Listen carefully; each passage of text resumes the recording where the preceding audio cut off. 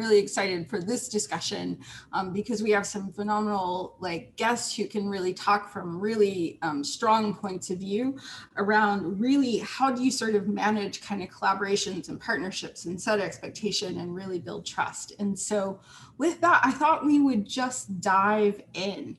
And so my first question is to Ani, and it really centers on this idea of how do you really establish trust? What are the core elements to really building a healthy relationship? So this is Ani. Do we want to keep the screen share that way? I don't know what's best for people. I know I'd rather see everybody's faces. Thanks. Yeah, this is Ani, and I think I want to talk about this from my experience growing up because I grew up in a pretty different way than most people. My family moved around the world every 1 to 3 years for my dad's job in the automotive industry. And so we were in England, in post-apartheid South Africa, in Argentina, and in China. And so I was constantly entering and exiting communities as an outsider from a really young age. And in my international schools, kids were from all over the place. Their parents may have been from different places that they've never even been to because they lived in all these other countries. And so I really learned how to, communicate with people who were so different from me and ultimately really love people that were so different from me. And I think that it's translated into this way where, I'm very friendly. I think people get that off the bat. It can be a little bit overwhelming, but people usually know that it's genuine. Just again, always being the new kid, or everyone in the environment I grew up in was the new kid at one point. People know how to sort of embrace someone that comes in and show them ropes and make sure that they're not feeling, or even just have that intuitive sense to know maybe someone doesn't feel comfortable in this space. What can I do to make space for them? But what it's also led me to do that I think is the most important thing, again, as this niche consultant that goes, in and out of different groups all the time. And my relationships really are my strongest strength, is it allowed me to build very intimate, very close relationships very quickly. And I think part of that is just being really transparent. That's a word that came up in sort of our pre-conversation, is just, completely explaining who you are, where you come from, what your background is, what your experience is, but also knowing what, how to communicate the things that you're not totally good at, right? That humility and that humbleness.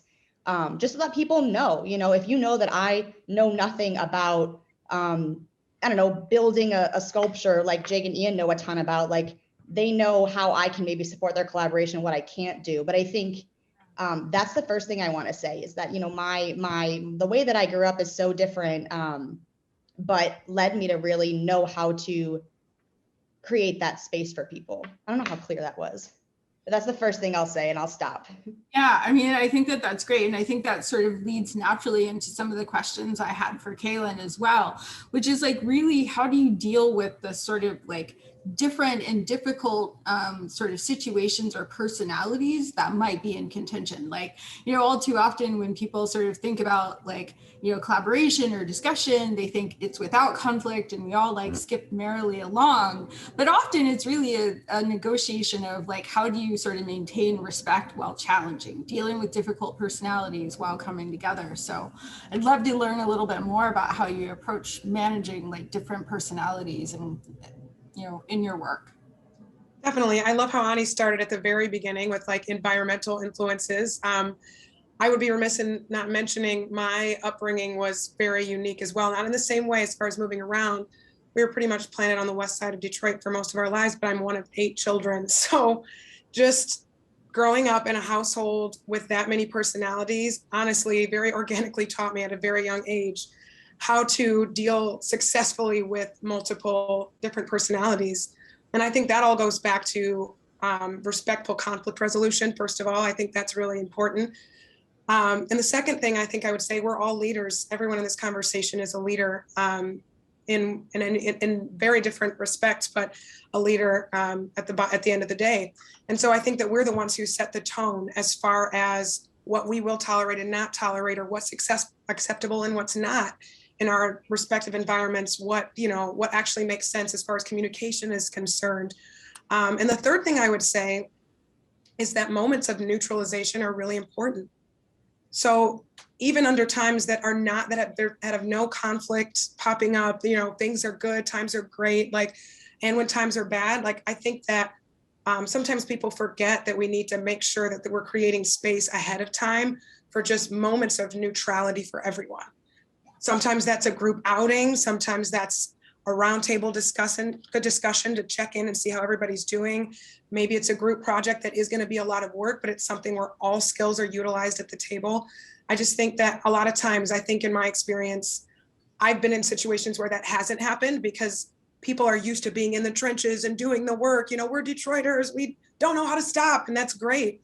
But I think that in situations and teams that I've been on where that has been baked in, I've learned a lot from that. So the teams that I now lead, I make sure we have moments of neutrality baked into whatever programming that we're doing. And I've noticed that that really makes things easier once you do come to moments of conflict and tension.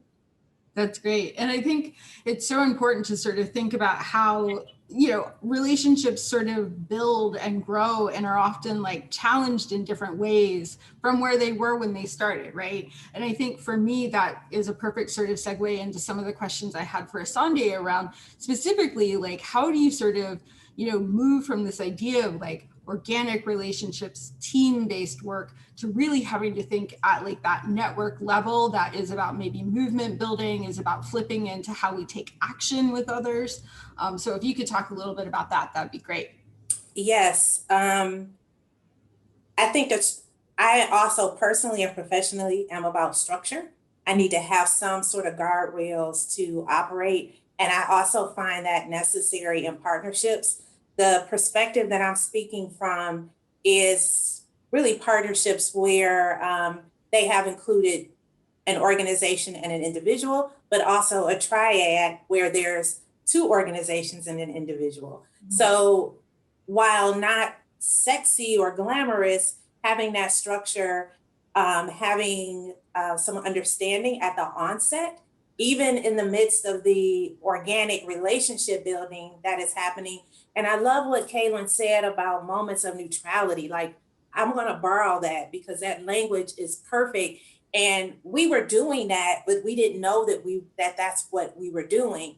But it was the relationship building and the just being together. And that also goes back to the question that you asked Ani about trust. So for us, in our past, I'm going to speak in a past role primarily, that approach was really about creating space and an opportunity to show up and ask questions in an orientation space and like, come and learn about what we're doing. Let's explore how whether or not this may be a fit, a mutual fit for your organization.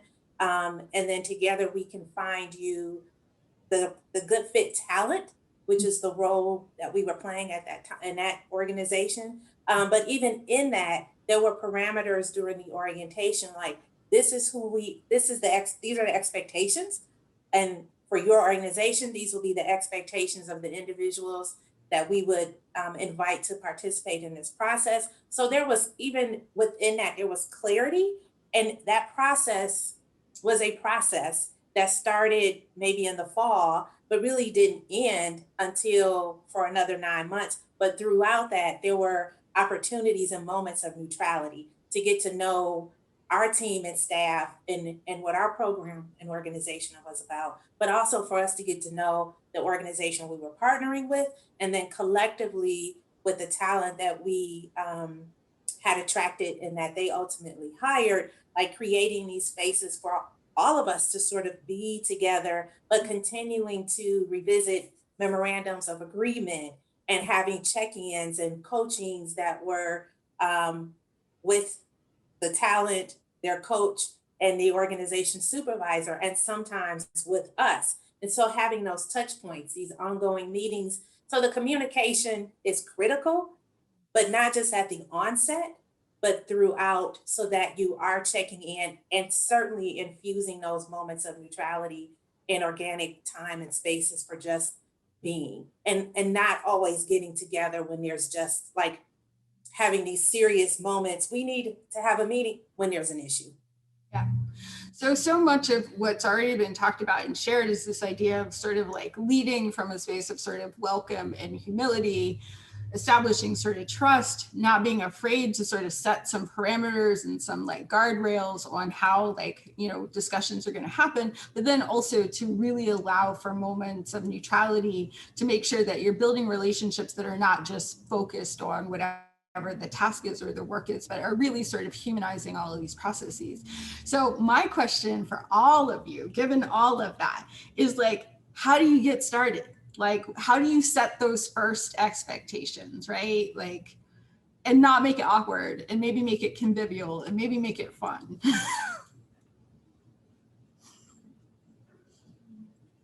This is Ani. I can go first. I think what I've learned over time is also that I'd say the best collaborations, you know, some of the ones that have been most successful to me, you know, it took a year of relationship building before we really learned how to work with each other. And so by the time we started working together, you know, we knew each other's working styles. We had kind of had like a test case together, sort of a client case. I'm specifically talking about the Detroit Disability Power collaboration in this case, where now I lead all of their consulting. But before we worked with Red Bull, their artist residency program, around a particular exhibition. And so, you know, I had been working with Desta Cosma, who's the executive director of Detroit Disability Power for over a year before we both wrote a grant together to get me funding to then do Detroit Disability Power's consulting. But I'd say good collaboration, you know, it's not like you meet somebody and then you start something. Usually they come from relationships that I've built over time.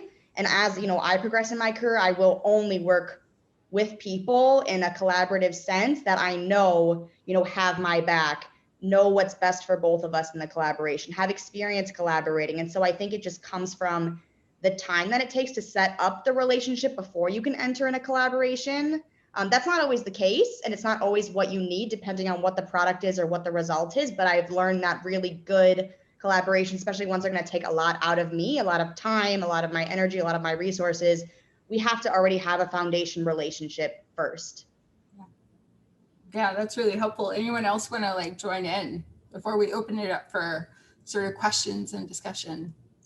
Yeah, I think that the two biggest kind of projects in my life are vastly different. So the work that I do for Assemble Sound versus the work that I do at the Sharing Table. So we kind of talked about this in the pre-conversation as well, but this kind of idea of informal versus formal team building. So at Assemble, I do kind of a combination, a little heavier on the formal side than the informal. And then at the Sharing Table, it's almost completely informal. And I think that both are really important. With Assemble, you know, I run a residency program, so we receive between 350 and 400 residency applications a year and accept probably between 12 and 20 residents for the year-long program. But every year, about 20 to 30% of people that we accept into the program have come to us in some kind of organic way, or they've been involved in shows that we're doing, or they've been coming around and using the studios, or they reached out before the call, you know, things like that. They've done a lot of work to just start building the relationship beforehand so that by the time the application process begins, yes, they still go through the same process as everyone else, but they're a familiar face and they're already familiar with our culture. When we're accepting, and I'm sure a lot of you have to deal with application processes yourselves, but you know that when you're interviewing someone blind, you have no idea what you're getting. You have no idea who you're talking to for the most part, unless they're a referral, you know, you're completely going in blind. So that's why I really do feel like conversations at the onset are so important, because, you know, we're really trying to maintain kind of a culture here. And so I think that conversation is really important.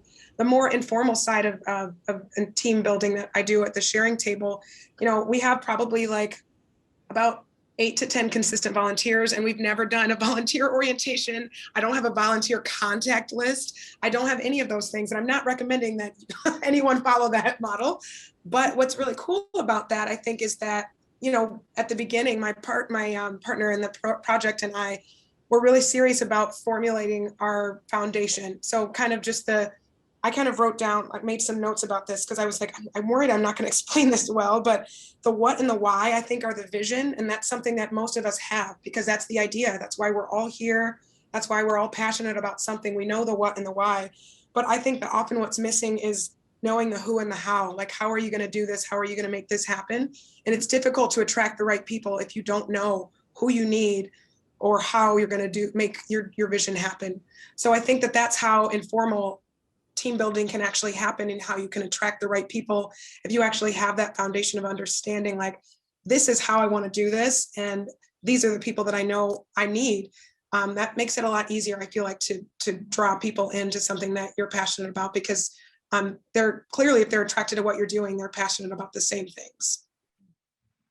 Asandi, other thoughts? I want to, Kaylan sort of took my thought, but I'd like to add to it in a good way. We were just connected. I wrote down why, but why related to why you want to collaborate. Like, starting with that question.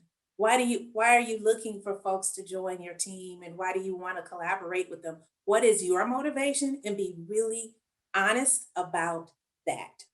Be really honest and transparent about that. And also be open to looking for, or be open to partnerships and collaborations in unexpected, beautiful, random ass places. Yeah. Because sometimes that is really where magic can happen. So be open to that. And I think that Design Core has role modeled that pretty well. Like, Ellie, you don't know this, but I get the e-newsletters, and I listen to the podcast, and I've watched you all evolve, and very strategically, but lovingly and purposely look at and work hard at the intersection of design and technology. And like, design is everywhere. And it has been opening my eyes. And so, like, oh yeah, that's design in ways that I never thought about. So just being open to partnerships that you just may not have expected where they can land. So that's it.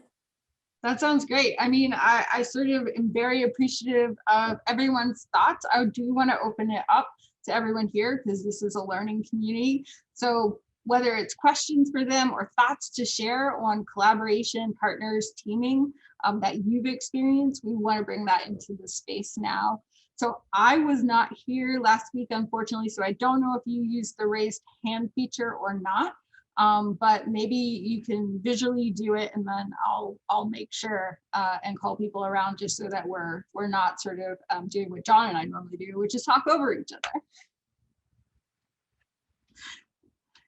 Anyone got a comment, a thought, a question? This is Rakia. I'll add I guess it's a comment / thought. First, I'll say that I really appreciated this, because our group, even though it's just a couple of us within this challenge, we work together as a collective called the East Side Solutionaries Collective. And this was helpful for me as the facilitator who's very new to this, and learning how to build that trust with people you've never really worked with before. So thank you for that. And I've learned that one-on-ones with everybody is super helpful for me, even if it's not like on a consistent schedule. Just kind of checking in with everyone, or kind of popping into whoever has an event, or just popping up at their space is helpful for me. Yeah, that's super helpful. Thank you for sharing that.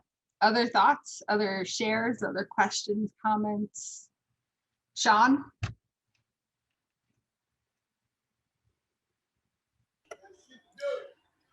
There we go. So it's interesting. I never had a term moments of neutrality before, but now that I have it, I'm definitely going to be using it a lot. I would say that when you collaborate with people, that's a big thing. Knowing people is a big thing, and making sure to integrate both of those into your collaboration is very big. Sometimes you don't always have the opportunity to know people way ahead of time, right? But you still have to get something done. So it's you, and what happens is you become a guardian of your ideas. You know what I mean? Like you really just want your idea to be in there, and you need that moment of neutrality to kind of get to know the person a little bit better, so that you understand that. So you start listening to them as to why maybe they don't like that idea so much, and so I think that that's really a big thing. Like I said, I didn't have a term for that before, but that's, if you take the time to integrate those two things, you find that the group will work a whole lot better. At least that's what I found all the time. So it's really great. Q? I had a question for the panelists.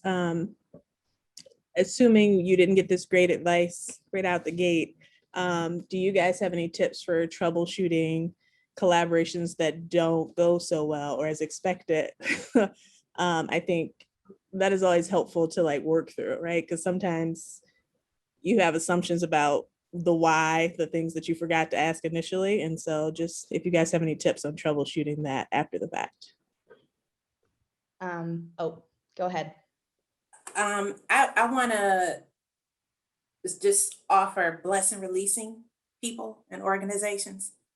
While it may be difficult, it can be ugly and a risk. If it is not working and you or your organization have done your best or due diligence to try to resolve, if it's not a good fit, it's not a good fit.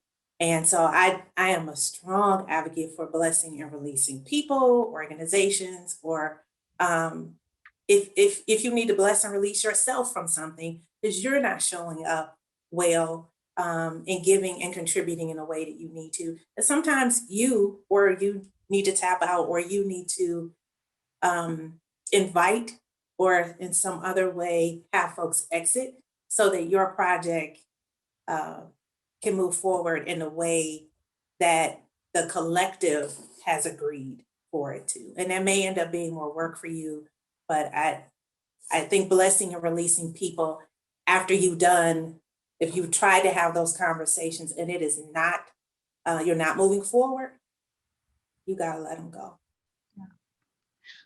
I think that's really helpful. It also sort of brings to mind this idea that not all partnerships are collaborations, right? And it's also a lot about how roles are like framed. So I wonder if you have sort of experience, like sort of drawing even maybe back to like last week's work around like trauma-informed design, or sort of getting right with like power and privilege.